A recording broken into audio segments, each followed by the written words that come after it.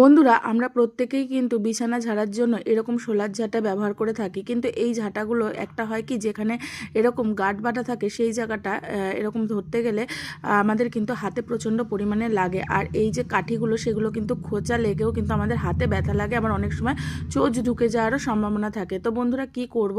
দেখো, আমাদের প্রত্যেকের ঘরেই কিন্তু এরকম টেপ থাকে, লাল বা কালো এরকম কিন্তু টেপ থাকে। তো সেই টেপটা নিয়ে যদি আমরা ঝাঁটার যে জায়গাটা এরকম গাঁট বাঁধা থাকে, সেই জায়গাটা যদি এইভাবে ঘুরিয়ে ঘুরিয়ে পেঁচিয়ে পেঁচিয়ে পুরো ঢেকে দিই, তাহলে দেখো খুব সুন্দরভাবে কিন্তু আমরা এই জায়গাটা ধরতেও পারবো। বা আমরা যখন এই জায়গাটা ধরবো, যেহেতু এই জায়গাটা ঢাকা ঢাকা থেকে যাবে, সেহেতু কিন্তু আমাদের হাতে আর লাগবে না, আর চোঁচ ঢুকে যাওয়ারও কোনো সম্ভাবনা থাকবে না।